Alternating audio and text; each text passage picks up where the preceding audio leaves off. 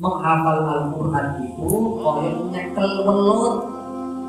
Tahu welut, belut, kayak pegang belut, sampai yang pegang ngucap bagian kepalanya, tengah dan buntutnya ekornya, kulit, bocor kacir hafalannya. Kemudian sampai fokus menghafal bagian tengah, kepalanya sama buntutnya, kulit, biasa itu. Terkadang kuat dan kuat itu biasa. Kita fokus ngapal yang bagian buntut, tengah-tengah sama kepalanya, bocor karuan, ngalanya atau tidak. Serupek-rupeknya urusan dunia, sepahit-pahitnya ujian dunia sehingga galau, stres, pusing, karuan, ojo dalam-dalam mikirin urusan dunia. Ini dunia sak lama-lama nih masalah, sak suwe-suwe nih masalah. Apakah masalah itu rumah tangga, masalah dari keturunan, masalah masih kontrak, masalah bla bla bla. Ingat, itu tetap disebut mula awal. Walaupun panjenengan merasakan pahitnya dunia nanti selama 1000 tahun, tetap itu baru sebentar, disebut mula awal. Sedangkan pahit-pahit yang perlu kita perhatiin lagi, persiapkan untuk menghadapi pahit itu adalah akhirat yang tanpa batas rasanya waktunya.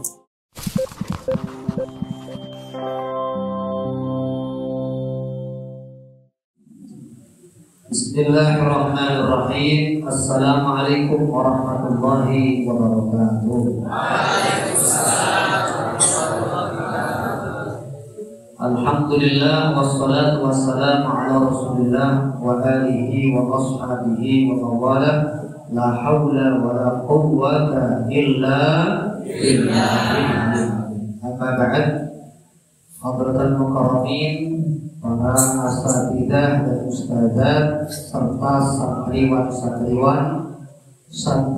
santriwati yang mudah-mudahan Allah panjangkan umur kita semuanya. Amin. Sehat wa afiyah, fi taatillah wal istiqomah sampai husnul khotimah. Kita doakan pula abi bumi kita, pendiri muassis daripada Yayasan Abi Bumi, kita doakan beliau-beliau, keluarga besar beliau senantiasa Allah panjangkan umurnya, berkah umurnya, berkah keluarganya, berkah ilmu dan rezekinya, suatu saat pun bernasib husnul khotimah. Allahumma.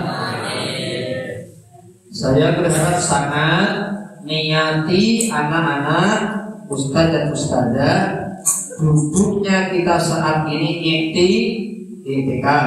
Itu yang pertama. Yang kedua, menghindari atau mengurangi maksiat. Itu yang kedua.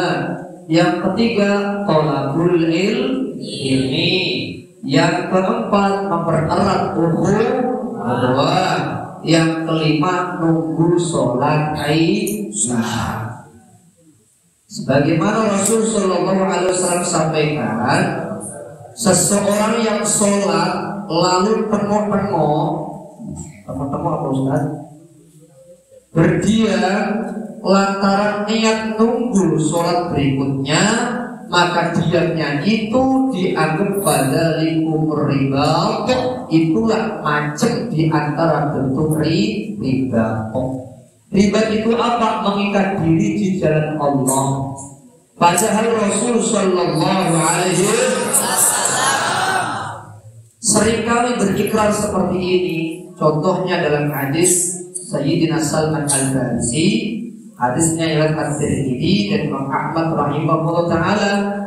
Riba yaumin wa lailah, riba sehari semalam, duduk-duduk seperti ini, dan tidak harus 24 jam, sebagian daripada hari saja, itu khairun min ibadati syahrin siyaman wa qiyaman.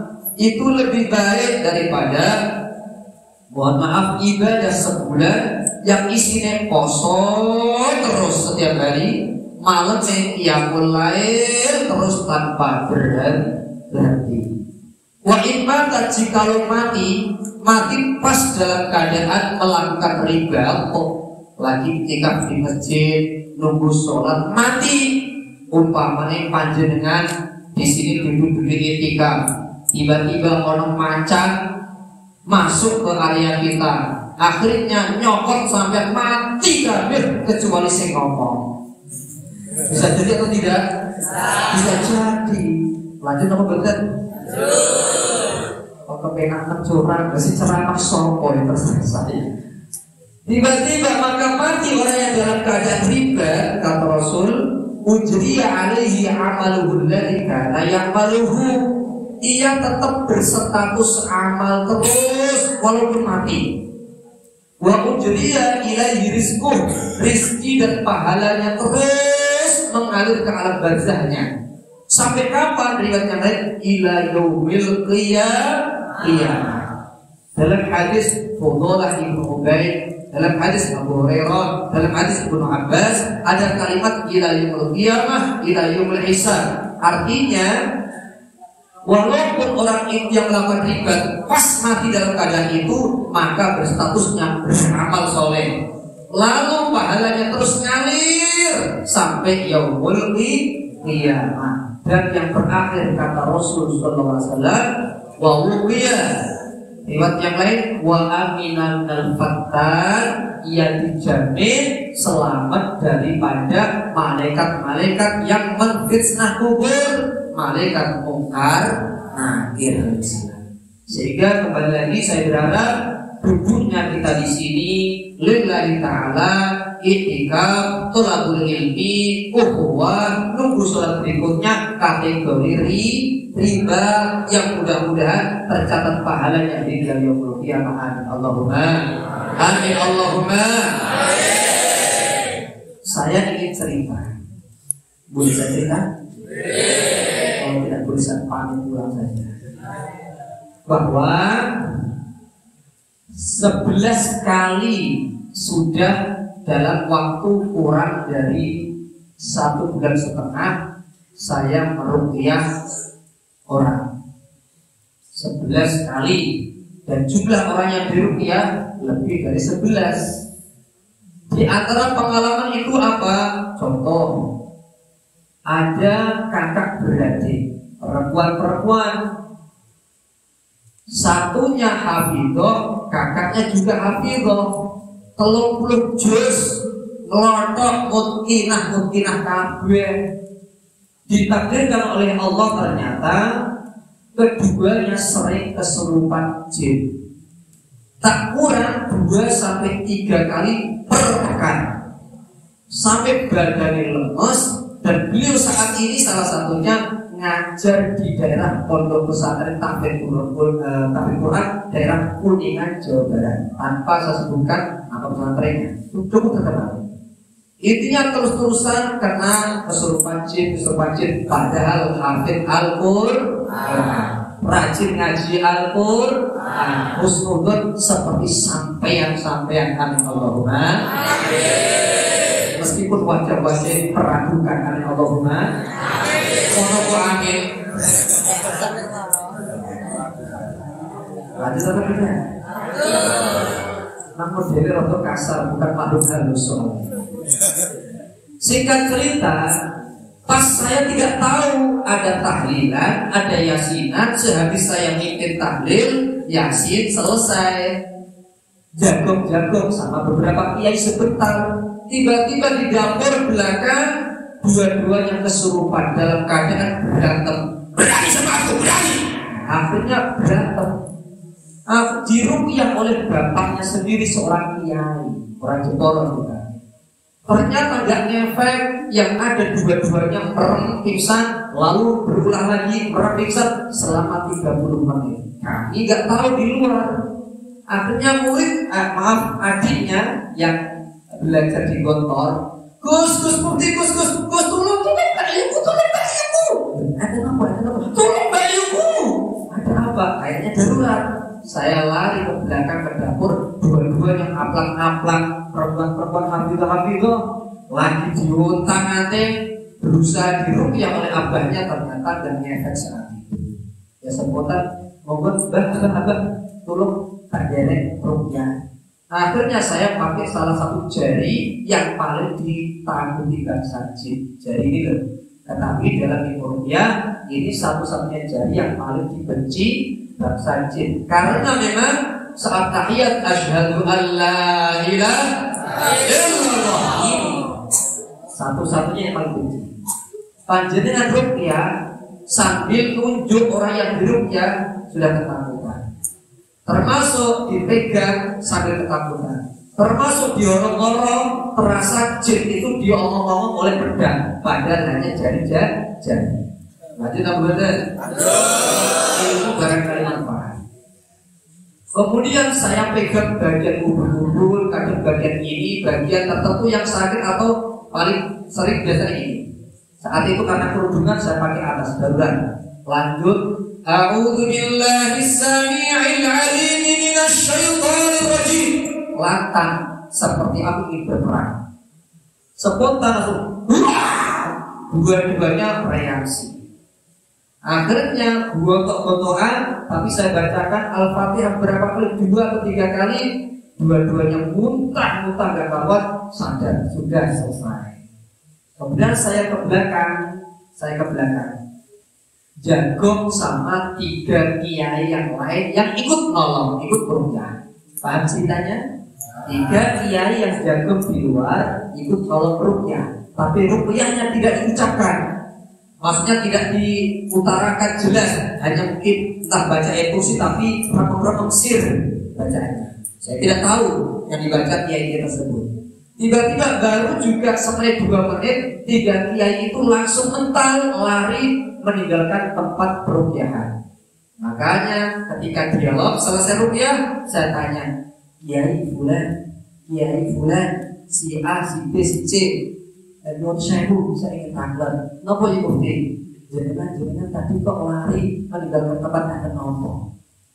Jika Kiai ini menjawab, rasa-rasanya ini meripatku petel, mataku gelap, berat ini kepala, sampai kemudian rasa merinding itu bulu kudunya naik semua seperti separuh badan kami bertiga kerasukan bangsa jin. Akhirnya kita mental.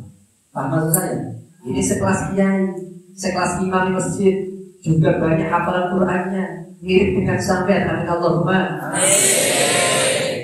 Ternyata apa yang menyebabkan beliau mudah kerasukan jin? Walaupun ahli Qur'an, 3 kiai senior daripada saya.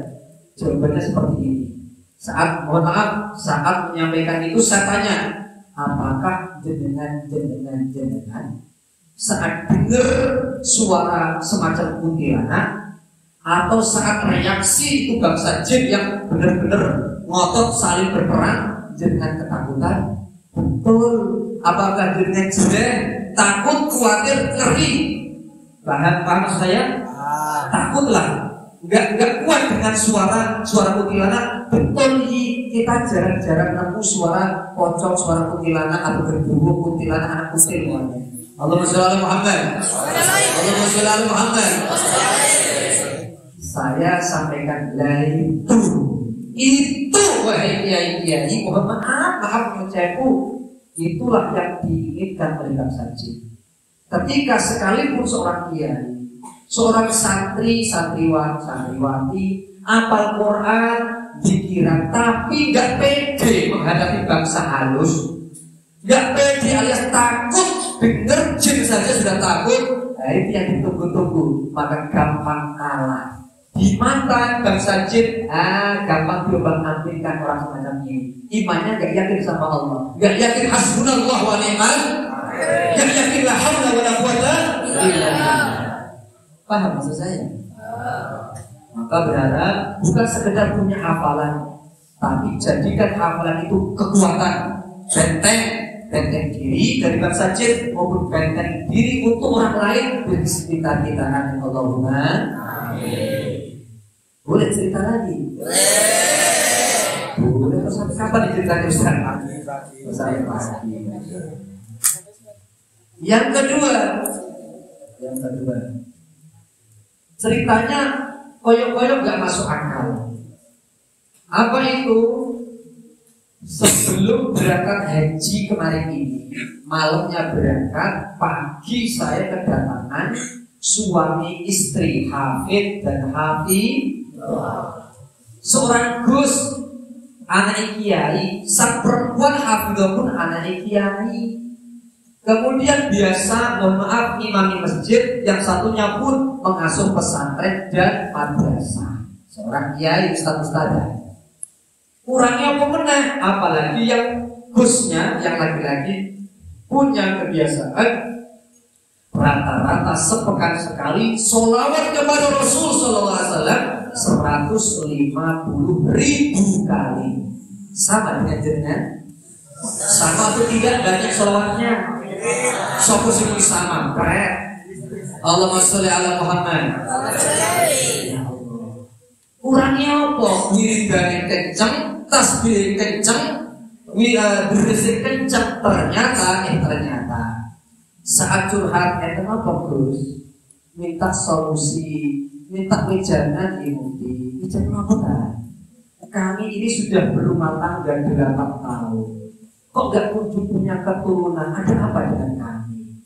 Oh, akhirnya saya nanya, Gus, saudara-saudarimu pinter?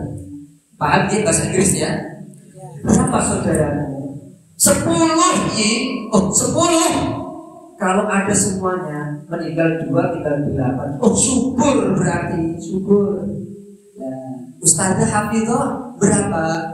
6. Saya anak nomor sekawan nih. Berarti subur. Subur ketemu subur berarti tambah subur. Coro aku cari sarung meteng pokoknya. Allahumma sholli ala Muhammad. Jadi guya-guyu paham tak betul? Jelas jemaah? Jelas. Selesai. Wassalamualaikum.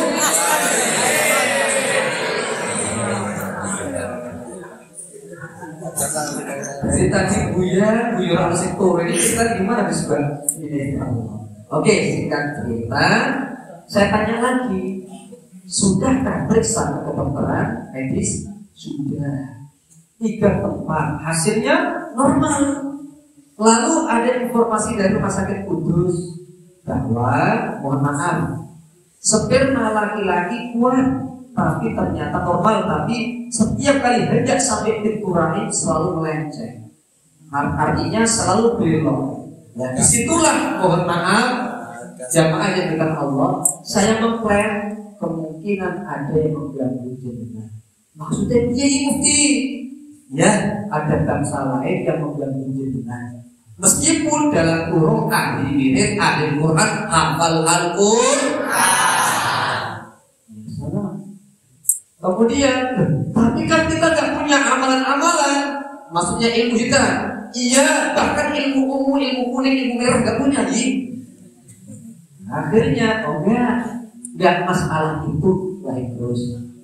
Terkadang faktor mata orang lain yang benci, yang dengki, mungkin pernah dalam riwayat ada yang jatuh cinta sama garwane jenengan, patah hati.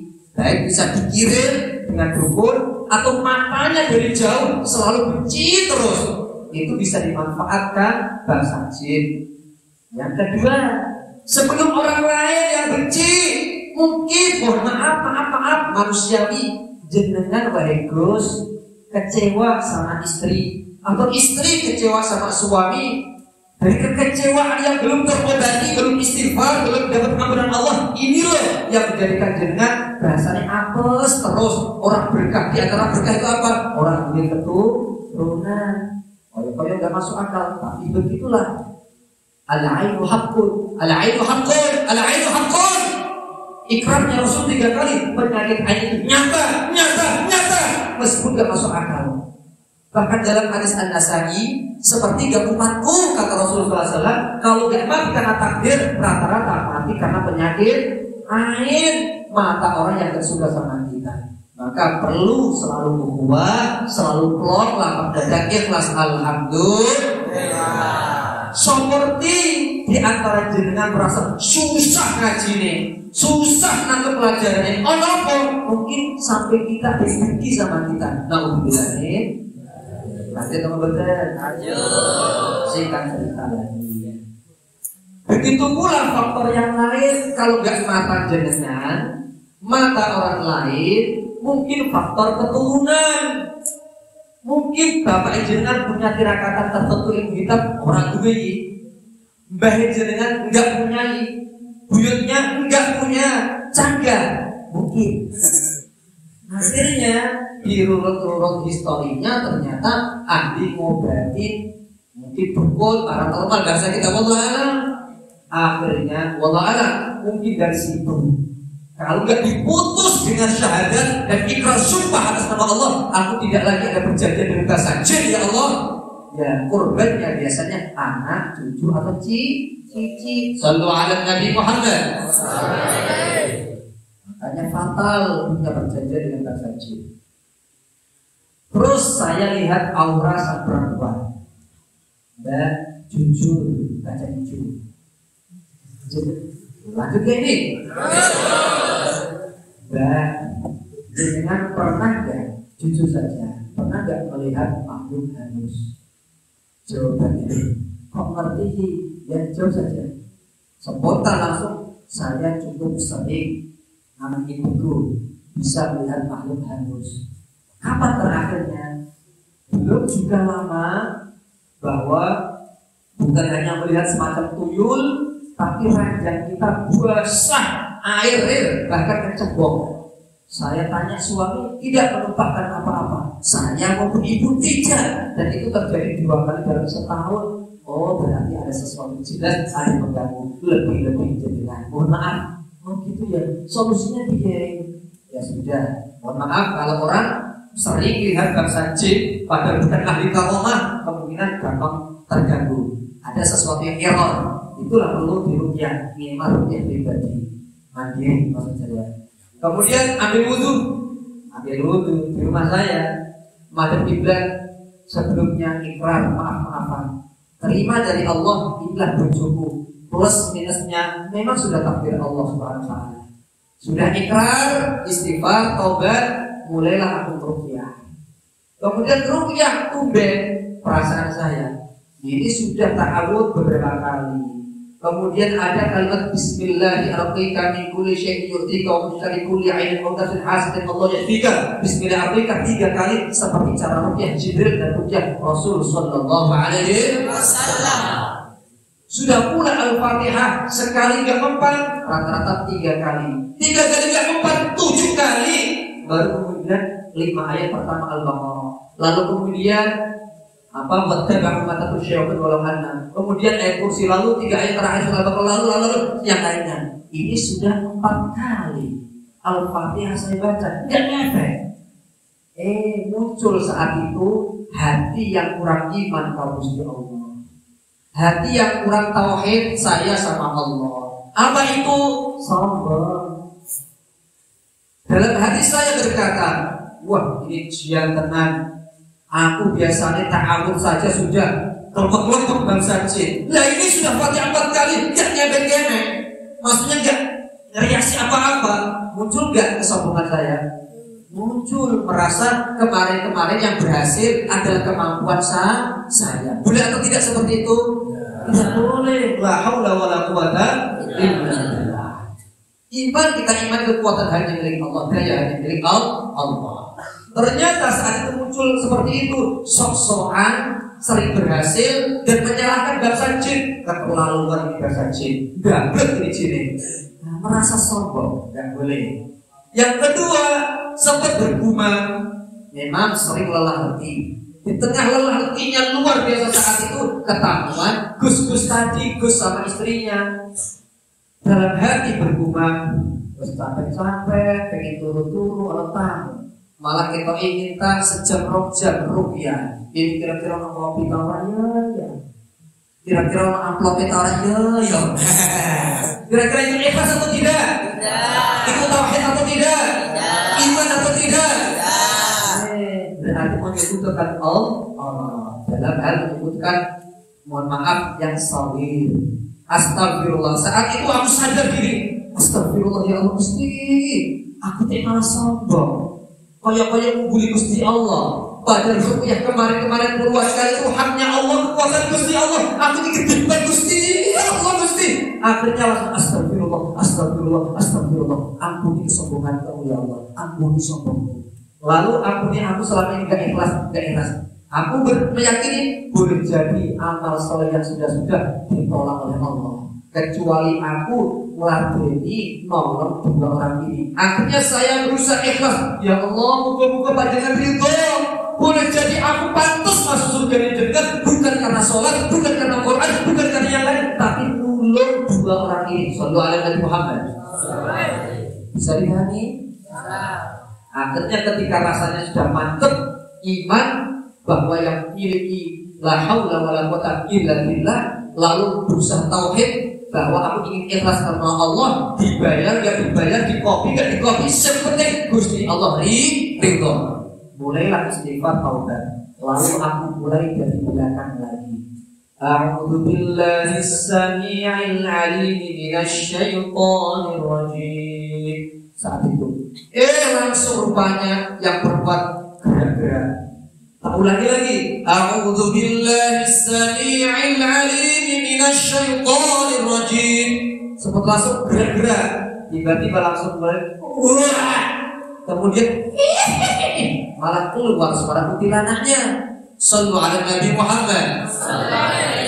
Mulai gerak-gerak, muntah-muntah. Disusul lagi suaminya, sang Gus, sang kiai, sang imam. Reaksinya unik. Apa itu? Seperti itu, langsung pengen mukul garwane. Pengen mukul saya tahan, pengen mukul terus. Padahal istrinya. Selesai rupiah, saya tanya, Gus, nyuwun sewu. Ini di antara kita bertiga dan hanya Allah sebagai saksinya. Jenengan ada enggak satu kekecewaan kepada garwan jenengan? Diam. Ada enggak jujur? Dari setitik kekecewaan itulah mungkin bisa menjadi syarat jin yang akhirnya mampet ketika maaf pahit rasa saya sampaikan, ketika jenengan belum ikhlas boleh jadi pula penghalang tidak punya keturunan sebelum nyalahin yang lain. Bisa dipahami? Walaupun bolak-balik hafal Quran, beres Quran, orang ngefek karena hatinya memang wis rusak manusiawi. Sallu ala Nabi Muhammad. Sallu ala Nabi Muhammad. Akhirnya boleh jadi seseorang manusiawi wis 8 tahun menikah, berumah tangga, orang tetap yo gabung. Bisa jadi kekecewaan yang belum terobati, istighfar dan taubat. Oke, mohon maaf jemaah. Saya Ustaz Mahbub atau siapapun yang sudah punya omongan. Zaman Nabi banyak anak kecil kurus. Seringkali anak kecil nangis, padahal asinya tercukupi, daharannya tercukupi. Kok nangis sepanjang malam? Biasa penyakit ain. Penyakit ain, mata yang kecewa, mata yang benci, atau mata yang benci kelewatan batas, mungkin bukan orang lain, dari orang tua sendiri. Sallu ala Nabi Muhammad. Maka perlu saat itu perbanyak istighfar. Lalu ruqyah anak tersebut biasanya dalam waktu 5 menit, 10 menit insya Allah. Termasuk penting, pelajaran penting itu apa sih santriwati? Hafal Quran deres tidak menjamin seseorang tetap sangat amat mudah digoda, diulang-ambing, bahkan tempat nginep sarang jin. Bisa dibantu saya? Ketika hati ini sering rusak, sering dengki sama orang lain, sering tak ikhlas sama orang lain, sering marah-marahan, jarang-jarang istighfar. Ini yang pertama. Yang kedua, bacaannya asal-asalan. Coba saja untuk mengukur bacaan ini benar atau tidak, standar secara syariat atau tidak. Umpamanya panjenengan bacanya Bismillahirrahmanirrahim, nah itu karuan gaspol tanpa rem, itulah ngefek bangsa jin guyan-guyu pokoknya. Berbeda ketika Bismillahirrahmanirrahim, Alhamdulillahi Rabbil Alamin, sembari berikrar pujian kebahagiaan hanya Allah yang berhak, Rabbul Alamin, Ar-Rahmanir Rahim, wahai Maha Rahman Rahim, kami minta rahmat tolong orang ini ya Allah. Malik Yaumiddin, hanya Engkau yang menguasai alam sejagat raya hingga akhirat ya Allah. Seolah-olah kita mengagungkan Allah, mengecilkan bangsa jin. Jika terus kalimat-kalimat itu dinikmati, fasih, tajwid, taksir, mantap sama kekuatan Gusti Allah, biasanya cepat hasil. Itu lumrahnya. Kalau panjenengan mohon maaf, tadi apal Quran, bersih hitung juz 10 juz, tapi cepet-cepetan dan orang niat golek ridhani Allah, orang niat golek syifa, obat, barokah, dawa lewat firman Allah, ya orang ngefek, tetap gampang pemarah, kemudian temperamental, malas ibadahin, bahkan kesurupan jin, naudzubillah min. Maka kalau ngaji harus jelas, biasakan jelas.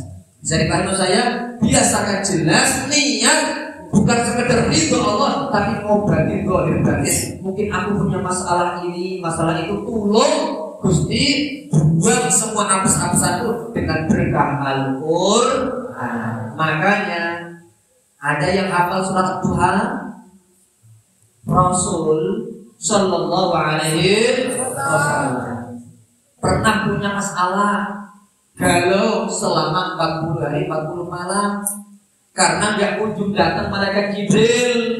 Wahyu dianggap terputus, pikiran Rasul stres, atau bahasanya galau tingkat internasional, mikirin umat. Tambah don mental Rasul ketika orang-orang kafir menuduh mat. Muhammad maksudnya versi orang kafir, mat. Rasa-rasanya Tuhanmu telah meninggalkan kamu dan benci kamu. Naudzubillah min. Al-Hawrah bintul Harbi bahkan menuduh setanmu hai Muhammad telah meninggalkan kamu, yang dimaksud Tuhannya Rasulullah SAW. Akhirnya turun wadduha wal-laili saja ma wadda'aka rabbuka wa ma qala. Orang bener hai Muhammad, tuduhan orang kafir orang bener, tuduhan Mujabil Hawrah bintul Harbi orang bener. Justru sumpah Rabbmu tidak akan pernah meninggalkan engkau, apalagi benci engkau. Artinya obat galau, obat masalah, termasuk masalah apapun, saat ruhyah itu pun kita eling ma wadda'aka rabbuka wa ma qala. Yakin Allah selalu menemani kita, menolong kita. Amin Allahumma amin. Ini kalau bahas obat galau dalam kacamata surat Al-Duha itu apa? Pertama, yakin ditolong Allah, rahmat Allah, Allah membersamai kita. Cukup atau lanjut? Lanjut atau cukup? Lanjut. Sepakat sampai jam berapa? Jam 10 apa jam 2? Bosek. Allahumma sholli ala Muhammad. Singkat saja. Yang kedua, obat galau, obat dengan bosek menghafal Quran. Mungkin bosek menghafal pelajaran, bosek mikirin biaya, padahal yang mikirin wong tua. Maka solusi yang kedua, obat yang kedua, wal akhiratu khairul. Yakini, imani, sungguh kehidupan akhirat itu jauh lebih indah daripada dunia. Artinya tidak perlu iri dengki. Jika urusan dunia, teman kita, tetangga kita ternyata udah tumpahan motor, tumpahan mobil, omahe mabrur-mabrur, mungkin sudah berumah tangga, bojone tanggomu kok ayune mbah nol mongos-mongos, sallallahu alaihi Nabi Muhammad. Ingat bahwa akhirat jauh lebih indah daripada nikmat dunia. Atau kebalikan maksudnya, serupek-rupeknya urusan dunia, sepahit-pahitnya ujian dunia sehingga galau, stres, pusing, rakaruan, ojo dalem-dalem mikirin urusan dunia. Ini dunia sak lama-lama nih masalah, sak suwe-suwe nih masalah. Apakah masalah itu rumah tangga, masalah dari keturunan, masalah masih kontrak, masalah bla bla bla. Ingat, itu tetap disebut ulang awal. Walaupun panjenengan merasakan pahitnya dunia nanti selama 1000 tahun, tetap itu baru sebentar, disebut pula awal. Sedangkan pahit-pahit yang perlu kita perhatiin lagi, persiapkan untuk menghadapi pahit itu adalah akhirat yang tanpa batas rasanya waktunya. Shallu ala Nabi Muhammad. Rasul Sallallahu Alaihi Wasallam pernah ditanya, nikmat surga itu kaya apa? Nikmat akhirat itu kaya apa ya Rasul? Sehingga kita, mohon maaf, supaya tidak terlena dengan dunia. Rasul Sallallahu Alaihi Wasallam mengilustrasikan salah satu dari kalian mencelupkan, memasukkan apa ini? Jari-jari ke dalam air, lalu angkat. Yang nempel pada jari-jari itu kira-kira banyak apa sedikit? Sedikit apa sedikit? Sedikit apa sedikit? Ya Allah. Yang suwitik ini, yang sedikit ini, kata Rasul, ada simbol nikmat biologis, nikmat punya ini, punya itu, punya ini, punya itu, semuanya nikmat dunia diperebutkan oleh manusia di zaman Nabi Adam hingga yaumul qiyamah. Sedangkan sisa air lautan, kata Rasul Yakni, lautan. Mas-mas, santriwan-santriwan yang pernah naik pesawat, kok lihat dari jendela pesawat, lautan itu jauh lebih luas daripada daratan. Sisanya itulah nikmat surga, nikmat akhirat. Rasul kesulitan menggambarkan, gak sebanding.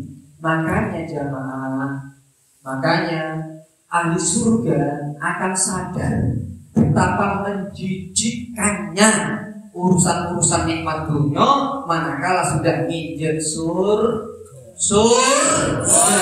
Mudah-mudahan semuanya hadir ahli surga Allah. Oke, yang ketiga, itu maksud saya, serumpuk-rumpuknya sepahit-pahitnya ujian dunia, jangan kalah, jangan dalam-dalam. Udah ikhlas saja, jalani sebisa mungkin ikhtiar dan elek, persiapkan saja pahitnya akhirat. Pusing banget Ustaz, ngaji kok gak masuk-masuk. Orang mau pusing penting ikhtiar. Masuk gak masuk itu Al-Quran, lancar gak lancar itu Al-Quran. Urusan siapa? Urusan siapa jamaah? Allah, fadl Allah. Kalau Mbah Maimun almarhum, Mbah Arwani almarhum menghafal Al-Quran itu koyok nyekel welut. Tahu belut? Kayak pegang belut, sampai pegang ngucap bagian kepalanya, tengah dan buntutnya, ekornya kulit, kocar kacir rapalane. Kemudian sampai fokus menghafal bagian tengah, kepalanya sama buntutnya kulit, biasa itu. Terkadang kuat, gak kuat, itu biasa. Kita fokus ngapal tiap bagian buntut, tengah-tengah sama kepalanya, bocah karuan, ngalami atau tidak? Itu kan dinamika tahfidz Al-Quran, semuanya ngalami proses. Gusti Allah tidak melihat hasil, tapi lihat nawa itu iktikad, terus interaksi dekat dengan Allah Subhanahu wa Ta'ala. Sekali lagi, niatnya melihat ridho Allah, bukan sekedar menguatkan hafalan. Kuat hafalan itu adalah murni anugerah Allah Subhanahu wa Ta'ala. Yang ketiga, yang terakhir saja dan wala sawfa yu'tika rabbuka fatardah, yakini Allah menjamin pahala yang baik-baik bagi setiap ikhtiar kita. Ya Allah, hafal gak hafal, mungkin gak mungkin, aku tetap ikhtiar menghafal Quran demi ridhomu, mendekatkan diri kepadamu. Yang pasti aku yakin setiap ikhtiar ini ada balasan indah yang menanti. Amin Allahumma amin Allahumma amin. Al-Fatihah. A'udzu billahi minasyaitonir rajim. Bismillahirrahmanirrahim. Alhamdulillahirabbil alamin, arrahmanir rahim, maliki yaumiddin. Iyyaka na'budu wa iyyaka nasta'in. Ihdinas siratal mustaqim, siratal ladzina an'amta 'alaihim ghairil maghdubi 'alaihim waladdallin. Ya rabbal alamin. Sampai sini kira-kira ada pertanyaan atau tidak? Kalau ada silakan disampaikan. Mudah-mudahan tidak ada pertanyaan. Mungkin ada pertanyaan? Kalau ada silahkan. Mudah-mudahan tidak ada pertanyaan. Kalau ada, Ustaz Mahmud yang menjawabnya saja. Cukup jemaah? Subhanallahumma wa bihamdika asyhadu an la ilaha illa anta astaghfiruka wa atubu ilaik. Wassalamualaikum warahmatullahi wabarakatuh.